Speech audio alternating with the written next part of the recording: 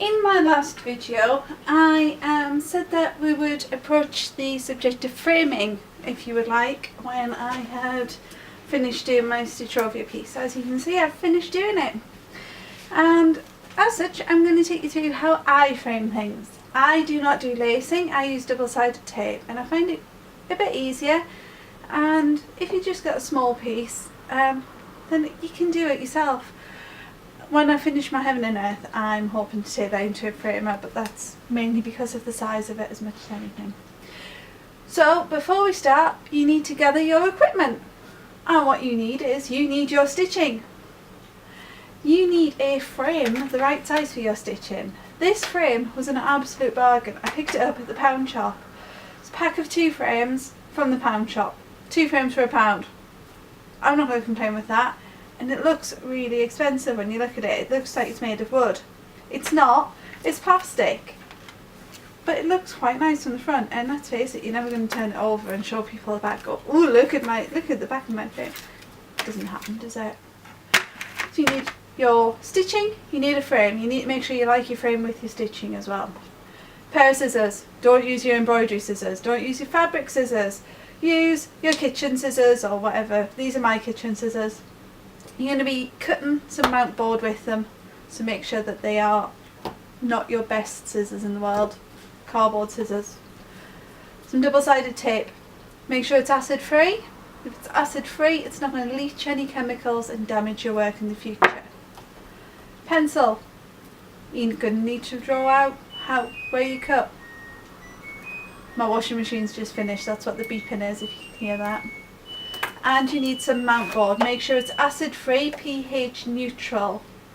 Okay, and this is ivory. I've got some ivory one, and on the reverse side it's white. You can get it in black as well, and you can get it in assorted colours, and you can also get it in bright white. So if you've got a different coloured project, or if you've been stitching on black, you may want to go for one of the other colours, just so that the colour doesn't show through with your work. First thing I'm going to do is prep my stitching. So we'll cut away and I'll show you what I did yesterday.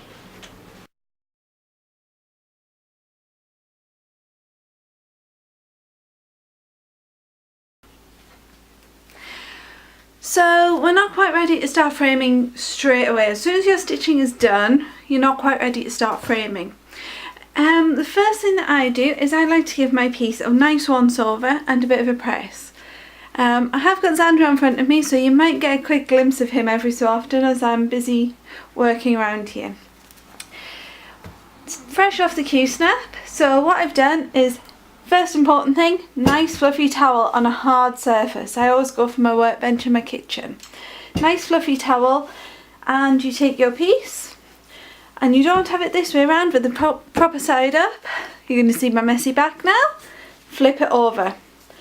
There we go, nice messy back. Before I press this though, what I will do is I will actually have a look for any loose ends.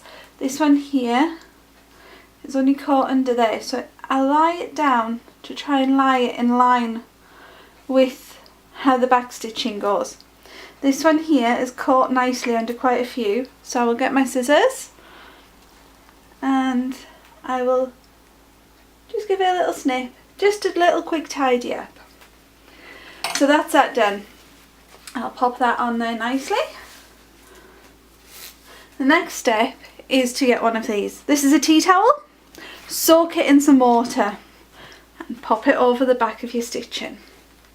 This is going to protect your stitching from the iron in case there's any mucky marks on the bottom of your iron. It is also going to give you some nice dampness to give you steam that will go through your work. I've never done this with hand-dyed threads or hand-dyed fabric, so I'm not entirely sure how you would go about doing it this way, but when I do come across them, I'm sure I'll be having a look for a tutorial as well, and I'll probably link it into that when I get that sorted out. So we have that. So next step is we grab our iron. Check the bottom, make sure the bottom's not too mucky. Pop it on. All the way.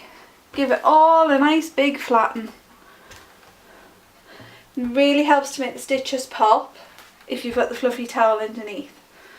If you don't have the fluffy towel underneath, the stitches don't tend to pop. That's the reason why I like doing it, because it makes them look a lot nicer. It seems to give my coverage a little bit of a help. So there we go. Just about there. You know I said I was in the Royal Air Force?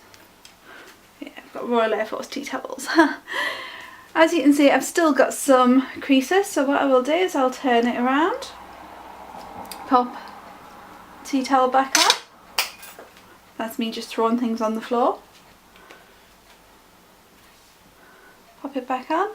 Use one of your old tea towels so that it doesn't transfer any markings. Or if you've got a baby, you might have some, or if you've ever had a baby, you might have some muslin cloths.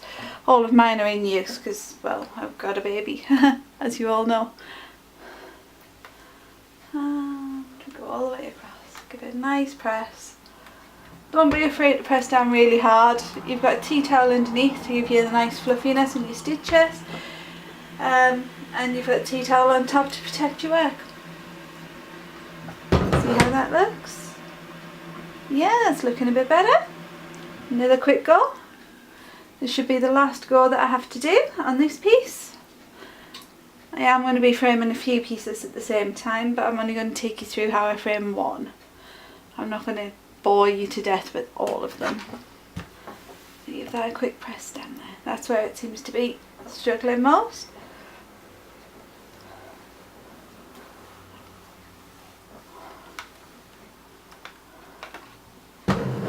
There we go. We turn it over. And that looks quite good to me. The next step will be that I will leave this overnight now. I'll leave it overnight so that it gets a chance to dry. And for all you panda lovers out there, here's Xander. Say hi, Panda. There we go. Thank you very much, and I'll be back again tomorrow, which to you guys is going to seem like only a few seconds by the magic of cinematography.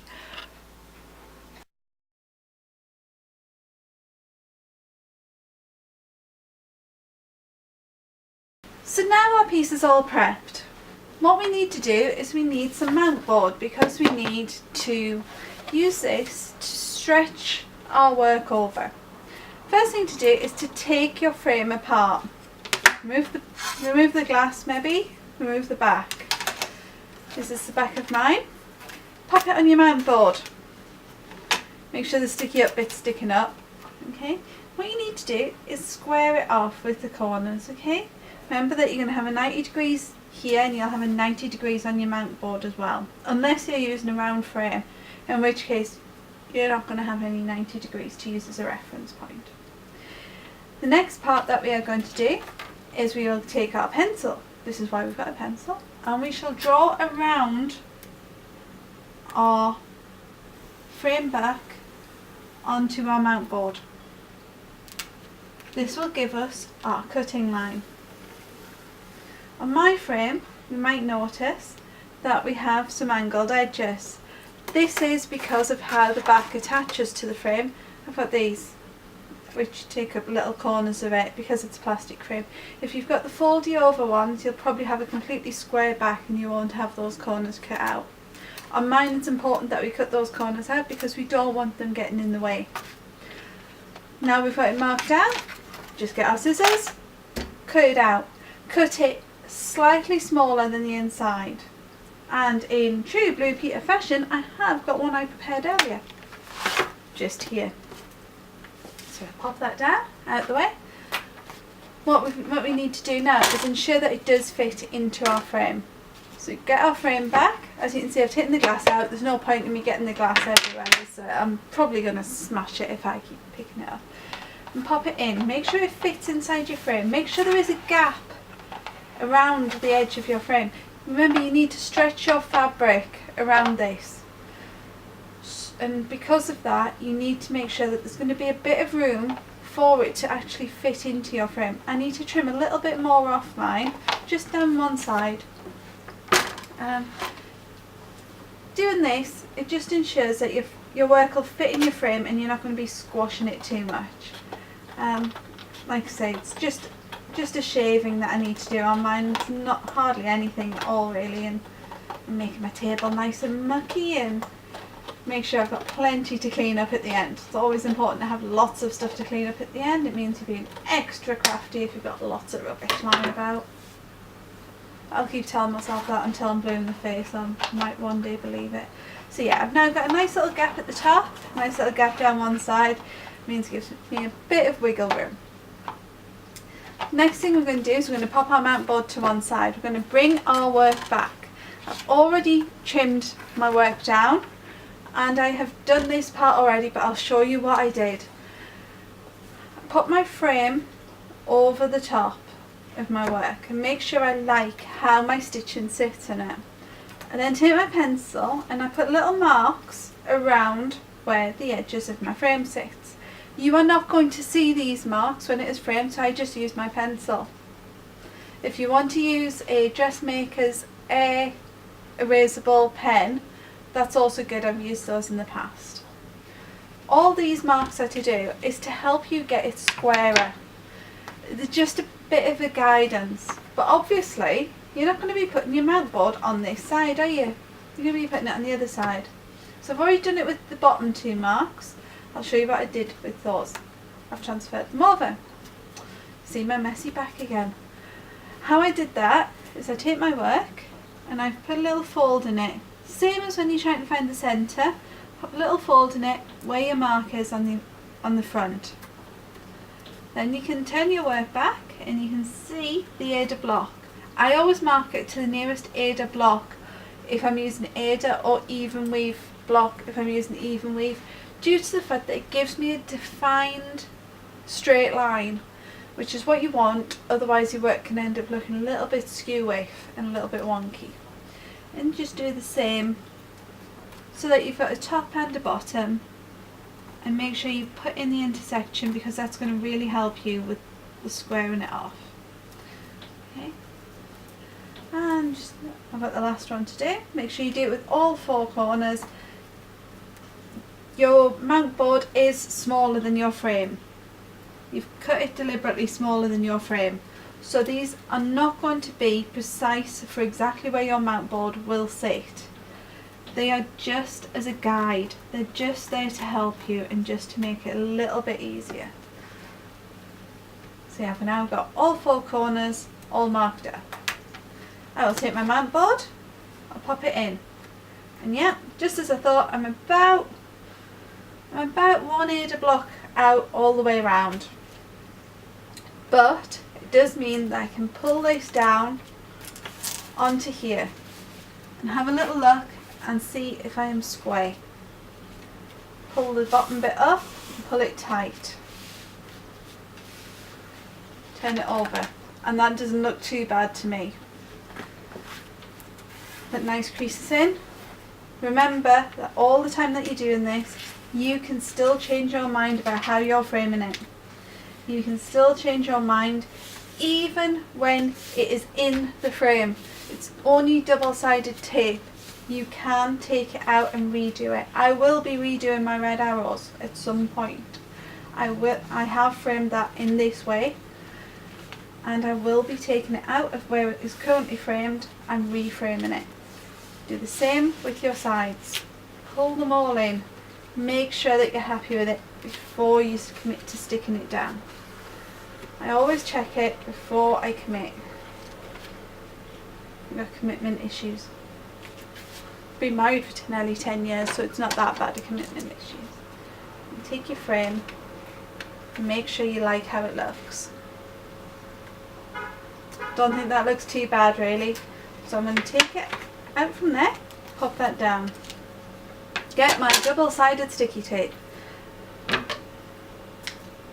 Chop the end off because I don't need the end that's covered in whatever there's been lying about. Open up my stitching again. Take my double-sided tape, measure, cut my double-sided tape to length, and and stick it on close to the edge. Do the same at the other side. Doesn't need to be exactly the right length. Don't get caught up trying to make it perfect and have perfect squares. Your frame will hide wonkiness. If you're using a mountboard, that'll hide wonkiness, but if you're using a mount, you're also inside your frame. I said mountboard, I meant mount. Matting, I believe you call it in America. If you're using that, it'll help to hide some of your mistakes maybe that occur when you frame, but at the same time it actually adds an extra dimension of needing to do a bit of extra work. I'm not using a mount in this one. I may do another video in the future where I show you what I do with a mount. So all we do now is take the double-sided tape off and pull that down and stick it on. Do the same with the other bit of tape.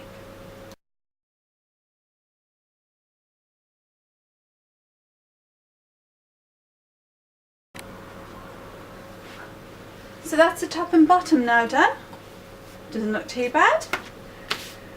Now you need to do these sides. Now you've got a bit of extra Ada that you're going to have to be working with.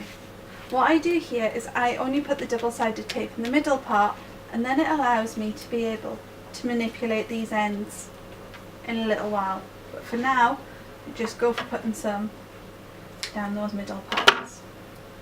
A little bit in there.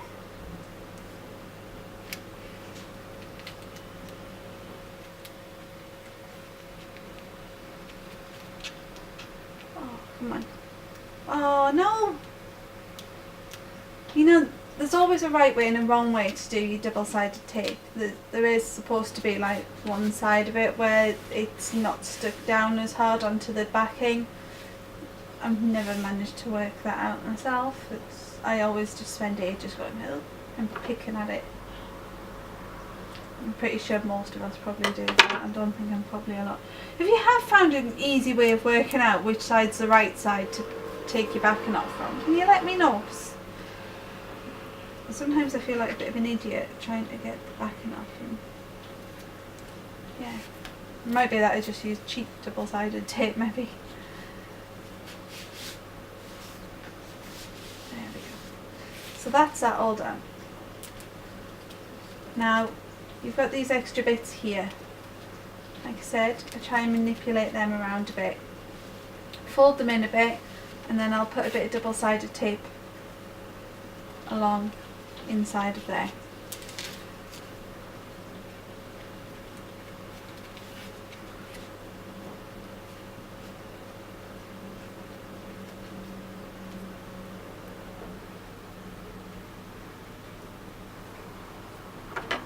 Once again, don't get het up over how this looks.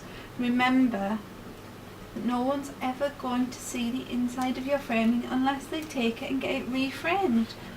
There's only ever you going to see that. So it's only you that you have to make happy with it.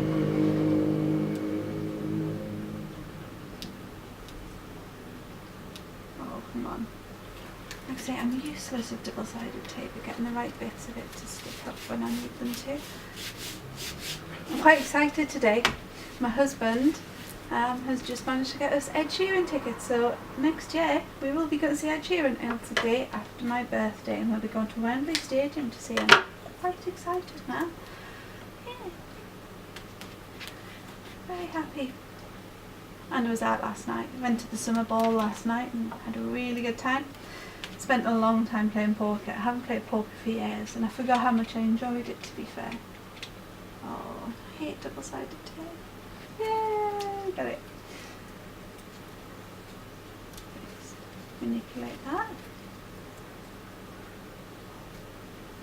And that.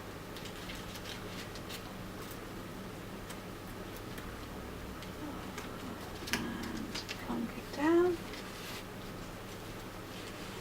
There we go. Right. So there we have it. It's all put onto its mountboard. Grab your frame again, pop it in, make sure you're happy with it. With mine, like I say, it's got these bits where the ends, where the knobbles come over. So I just need to manipulate those. Pop it in. Ensure you're happy. If you're finished, look, you've still got time to change it all. Oh. Right, turn it over, have a quick check. Yes, I'm happy with that. There was one item that I forgot to tell you you needed when you frame. You need a clean cloth. The reason you need a clean cloth, you've got glass. By the time you've put the glass on and you've got it covered in mucky finger marks and you've got it all sealed up, it's too late to take it apart then and realise that you've got mucky finger marks, and you generally can't be bothered as much as anything. So clean it off first. I'll be back in a moment and I'll show you what it's like when it's done.